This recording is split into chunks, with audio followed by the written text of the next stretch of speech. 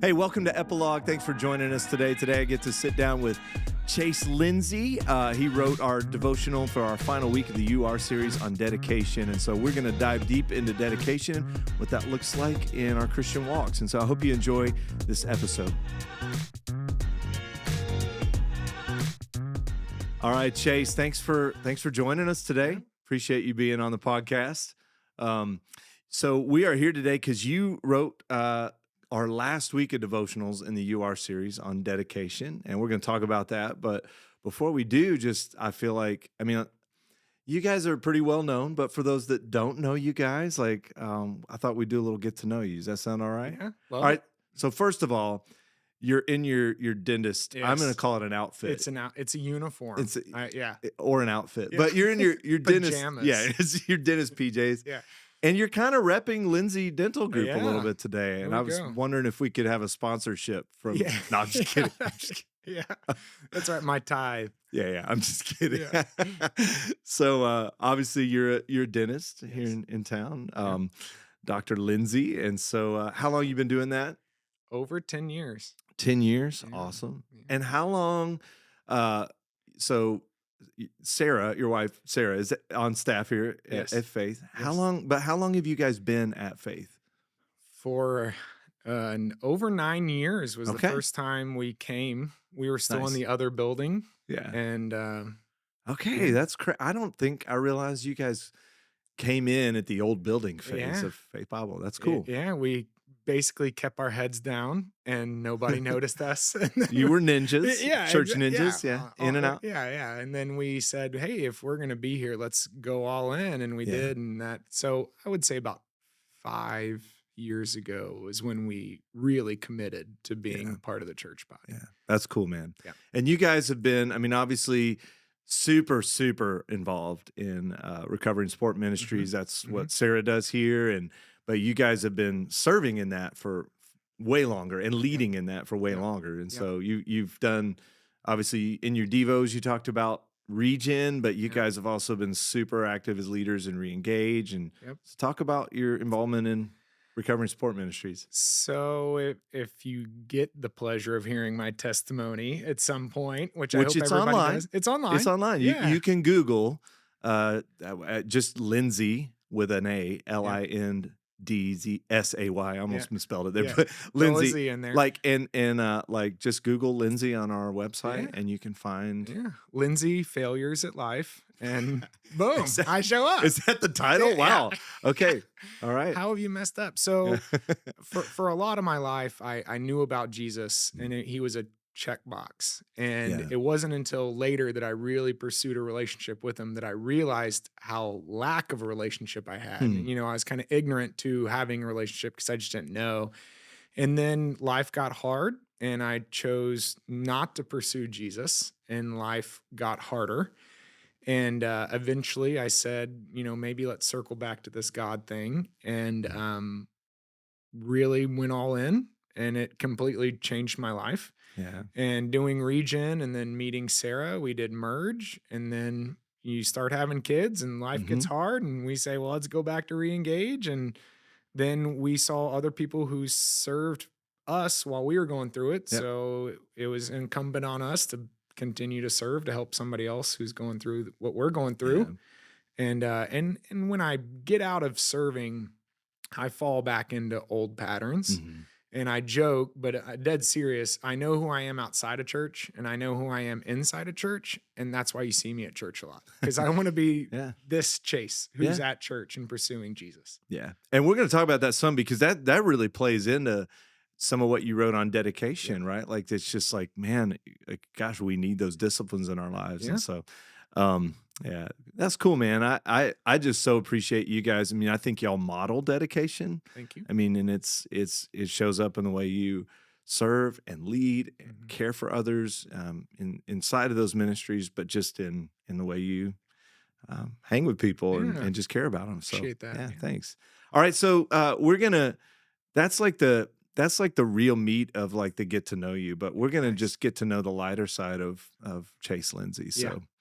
So you've played hot seat before, so we got some hot seat questions for you. All right, so we're just gonna go through these, and we want to know the real Chase. All right, so Yeah. right. It's kind of scary. So yeah, okay. Morning person or night owl? Night owl. All right, Yeah. but do you have to get up early? Still? Yeah. Yeah. Yeah. All right, I relate to that. All right, cats or dogs? Dogs. 100%. Good. All right, you passed the test. Yeah. Okay, so favorite book besides the Bible?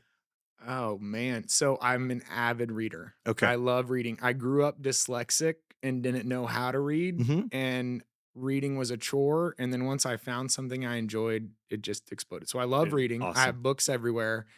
And I really like the Jack Reacher series. Okay, all right. So any of those, the Jack Ryan, anything by Michael Conley, like any Good. of those guys, I'm here Okay. for it. Yeah. All right, man. We're gonna have to talk fiction later because Yeah. that yeah. Anyway, that's cool. I love it, man. Yeah. All right. Best concert you've ever been to? Ooh. So growing up, I had a friend who worked at Cynthia Woods Pavilion. Mhm. And so So you I've had the been to- in. I've been to like That's everything. And amazing. Yeah. one of the craziest ones was Aerosmith. Okay. And that was a pretty good one. They just retired, so it's Yeah, good that you got I to got- see that. Yeah, man. I got it in. We went to a concert and the guy came down from the stage and was like singing in the crowd. And it just so happened to be the time that Sarah was going to the bathroom and she ends up like tackling him to give him a hug and they have to like pry him off her. And I was like, oh, I didn't know you were that big of a fan of that guy. Is So, it like on the video screen? Yeah, and everything? yeah, yeah. That's awesome. it was great. It was great. So yeah, we've been to some good concerts. I really enjoy going to concerts. Yeah.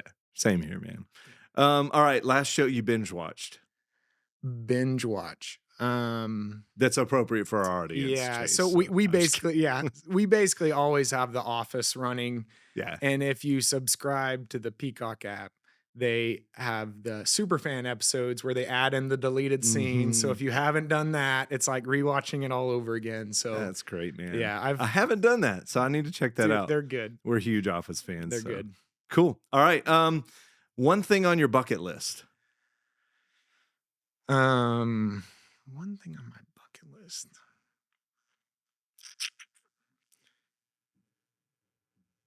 I really want to. I'm excited for when my kids get older to travel with older kids. So that's kind of like a broad answer. It's not like I don't Okay. know, but right now traveling isn't my favorite thing with a 9, 7, 4-year-old and 3-month-old. Yeah. So I'm ready to enjoy I traveling get that. again. Yeah. So just doing life, but with older kids, Where you they're can be actually going to friends. appreciate it in a Yeah. different way, and you Yeah. can go somewhere and they're going to go like, Yeah, "That was really cool," Yeah. instead of like, yeah, yeah. Taking a where's- nap in the stroller. Well, Exactly. right Yeah. now I'm just doing life in a different location, Uh-huh. and I want to like relax at the Right. beach. Like you're not stressing about where you're going to change a diaper or whatever. Yeah. You know, it's like, yeah, Yeah. I get it. and that they'll eat their food. Yeah. Like I just want life. Dude, I used to I loved the beach before we had kids, but Yeah. then the beach is just stressful because you're trying to keep them from drowning and Yeah. trying to The sand They- everywhere. Yeah, they're and- itchy, they're burny. Yeah, Yeah, yeah, it's like, yeah. yeah, I get it. Yeah. I can understand that. Yeah. So, okay, let's see here. What's your hidden talent? Nobody knows. Ooh. Interpretive dance. I don't know. Yeah. Like, I really enjoy woodworking.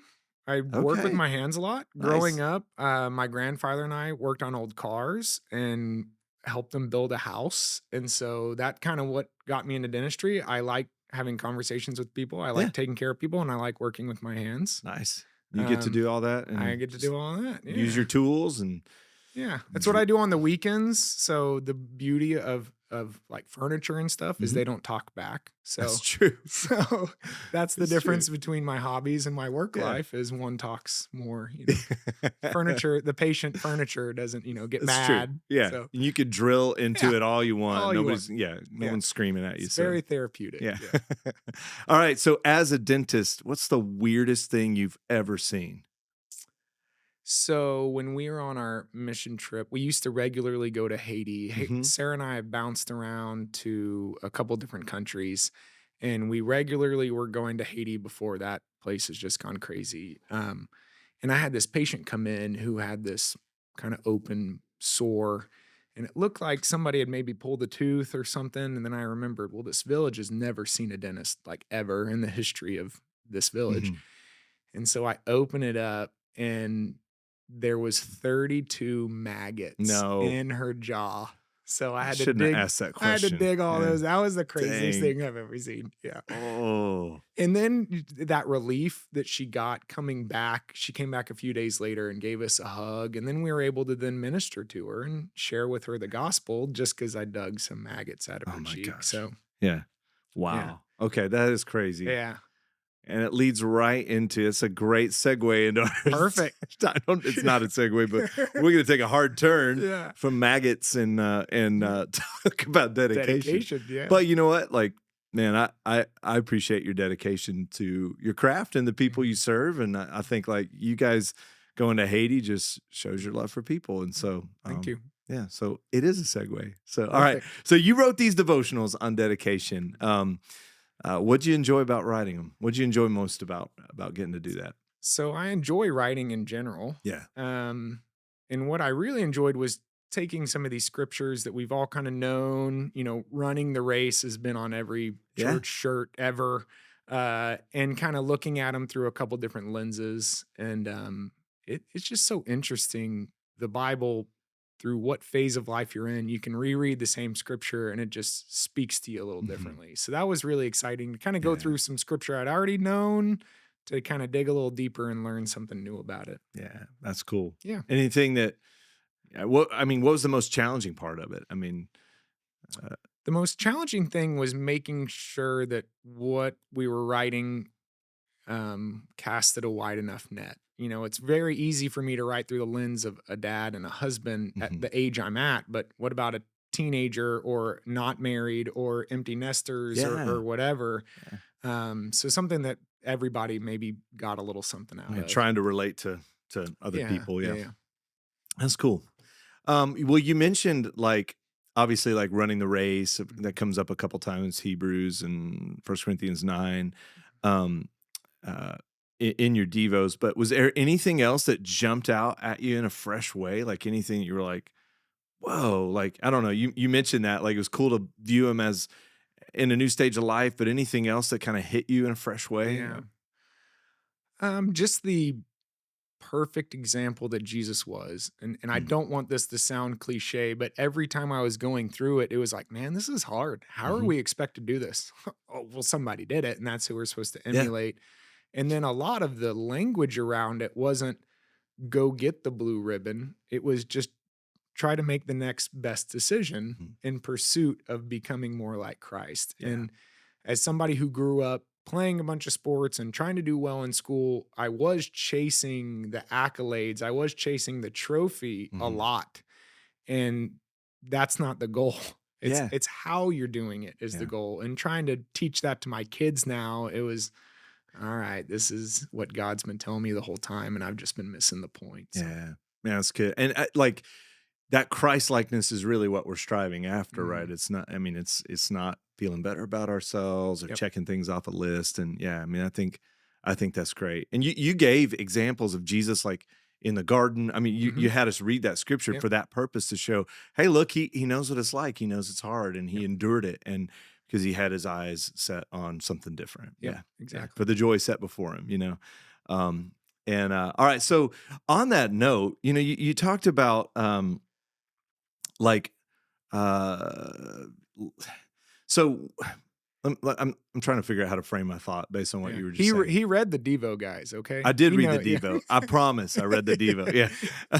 So when we talk about striving to be like Jesus versus like striving for that blue ribbon, right? Running the race, like there's different ways we can enter into that. So I think it can be easy to confuse dedication with legalism. Yeah. Right. Just striving and doing more versus no, I just want to be more like Jesus. Right. Yeah. And so knowing that, I mean, Galatians 3:3, I love that passage. He says, having begun by the Spirit, are you trying to perfect it like by the flesh? Right. Mhm. I was looking up the verse, but like, and I think that's a lot of times what we try to do is like Mhm.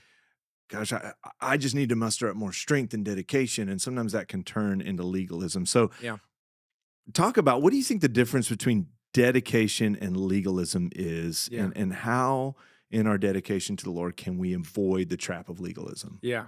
I think they definitely go, they're parallel to each other. And Mm. and Satan being a master of scripture, he's going to try to get you from dedication into legalism, because then Mhm. that's where, you have the hurt and all that, Yeah. and he can get you back, right? He can kind of steal some ground back. So I think the biggest thing is relationship. Yeah. So we talk in our parenting kids class, rules without relationship leads to rebellion. And if you don't have Mm. that relationship, That's good. that Mhm. legalism turns into something bad pretty quick. So if we have a personal relationship with Jesus, and there's going to be phases where you're not as dedicated to Mhm. your spiritual routine. It's part There's of an ebb and life. flow, yeah, up E- and down. Yeah. Exactly.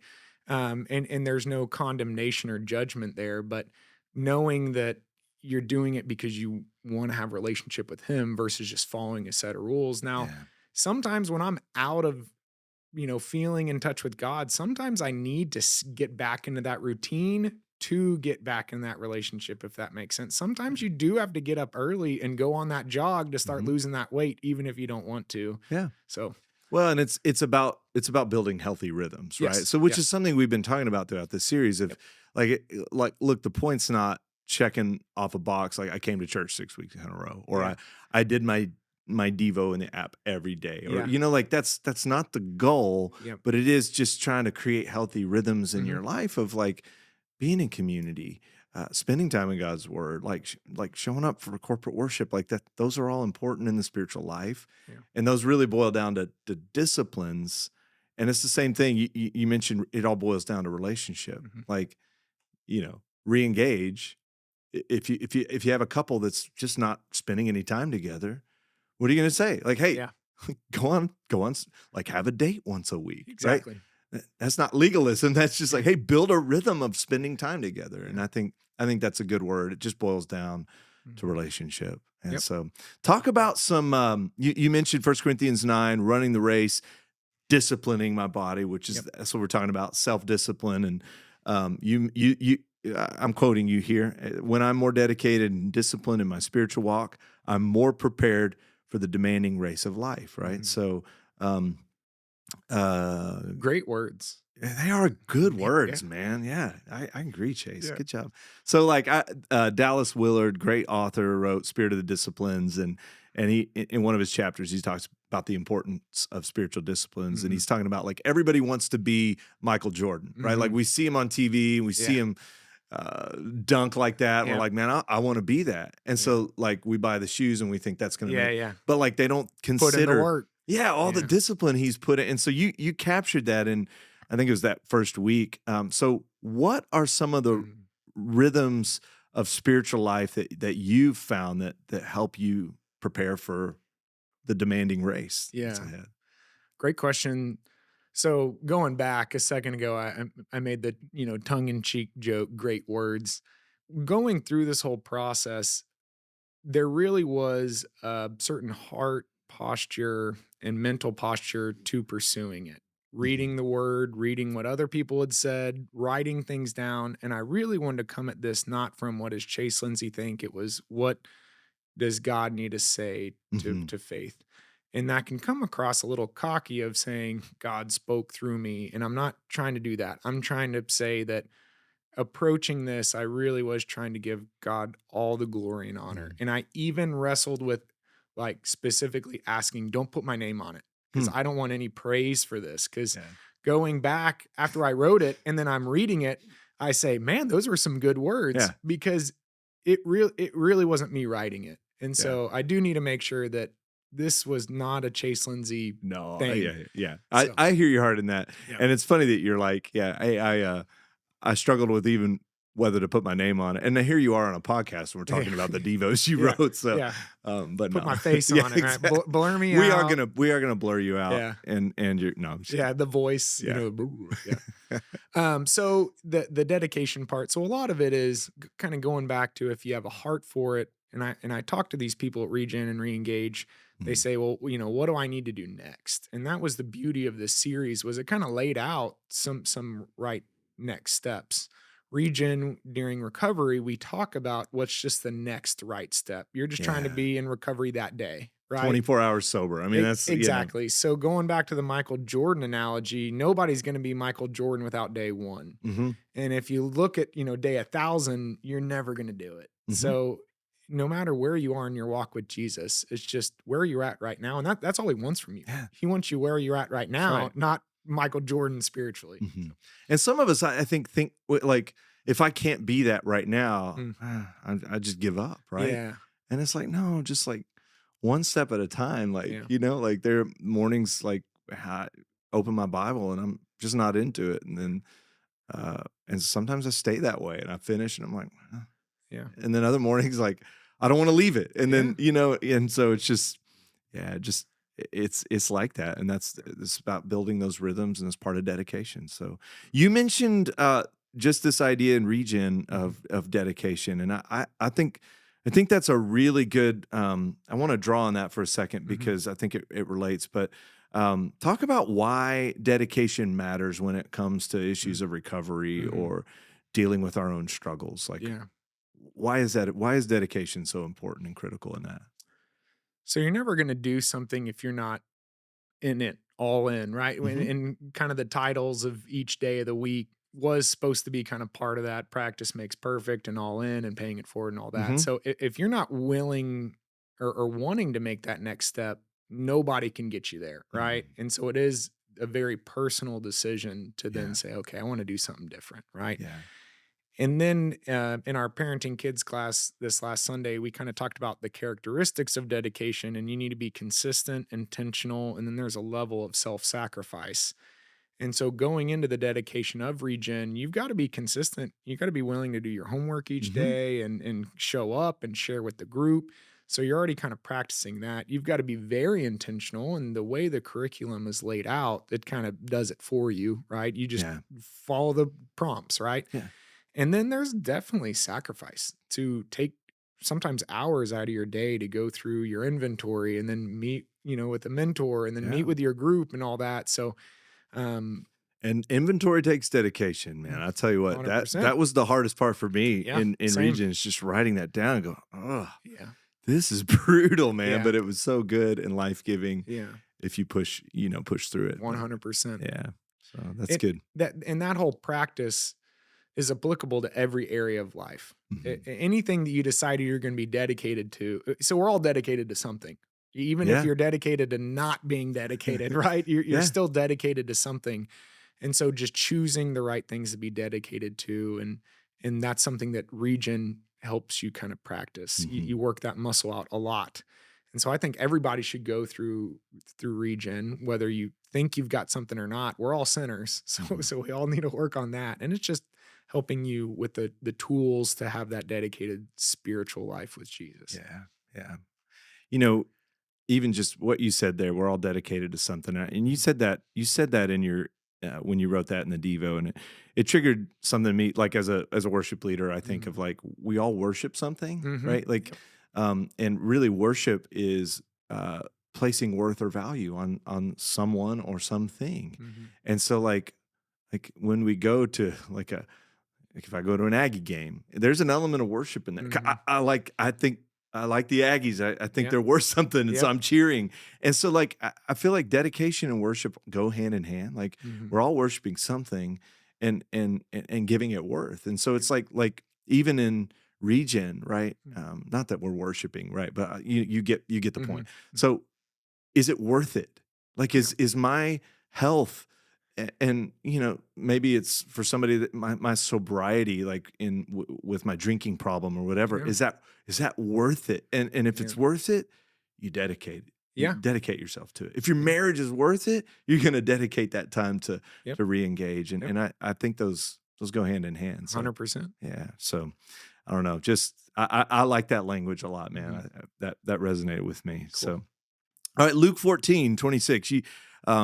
We're not going to dive into the passage, but you just talked about things that distract us from following Jesus, and like they just pull us away from it. Like, and so we don't want to leave certain things to follow him. And so in the Woodlands, Texas, in 2024, what do you think are the biggest distractions to following Christ?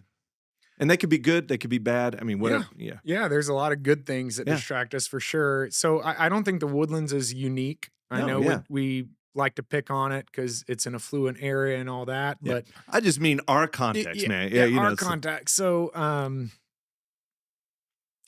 think there is a certain level of putting that best foot forward, having that patina of having it together and success. And, our family's doing well, my job's doing well, my marriage is doing well. And the more you're in these recovery ministries, the more you realize that's a lie, right? To some degree, we all have, something tripping us up. So I think the dedication to showing the best and not being fully authentic, specifically in our area, is one of the biggest hurdles a lot of people have to really being all in.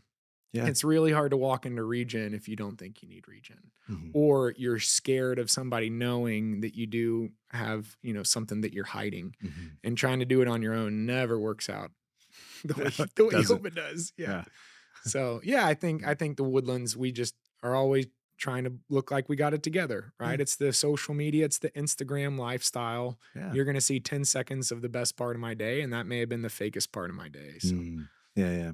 And you're right. It's not confined to the Woodlands. Yep. It's it's a universal problem, but it's just like it's so easy to also like just want to keep up with the Joneses, right? Like I want to have a nicer house. I want to have a nicer car. I want to project this image that I'm successful and have it all together. And I think we all struggle with that. And so being able to come, and that's where community is so critical, right? Being dedicated to community, where I just get like, here I am. I don't have it all together. And so I need people to help speak into this. And, so I love that.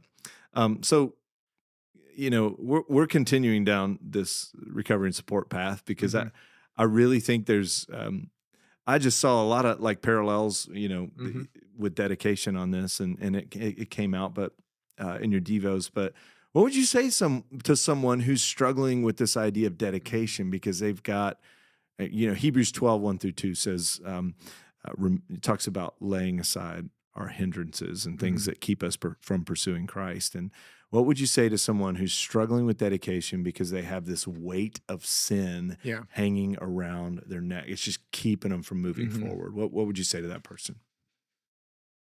I would want to know if they truly want to move forward. Yeah. Right. And if I'm fully Is committed. it worth it to you, right? And then to some degree, how much are you willing to peel back, right? Going back to the maggots, right? If I didn't clean that out appropriately, and it was painful and it was hard and it was an additional process and time and energy and healing. But since we then did it right, she's going to heal and be fine versus staying in this constant annoyance and pain and going unaddressed.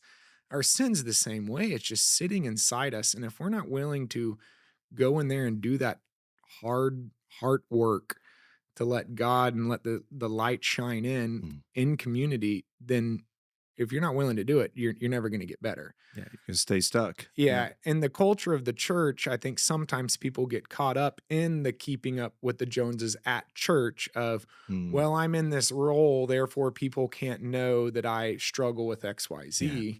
And it doesn't have to be something like pornography or alcohol. It could just be pride, right? Yeah. And so making sure we have a culture of authenticity and being willing to walk through the valleys with each other without shame and judgment, and people knowing that this is a safe place. And that's what we do in recovery and support. It's like our motto, right? Yeah. So people feel really safe there. So it's an easy place to start. Yeah. And I think it's hard to be dedicated alone, right? Like, you talk about, I don't know. That just keeps coming to mind as we dig into this conversation. It's hard to be dedicated on my own, right? Because I need help. I need people cheering me on. I mean, I need people that know me. Otherwise, I'm just trying to muster up strength. It goes back to that legalism thing. Like I'm just trying to suck it up and do it myself. I mean, there has to be an element in all of us where we're, I have to want to, right?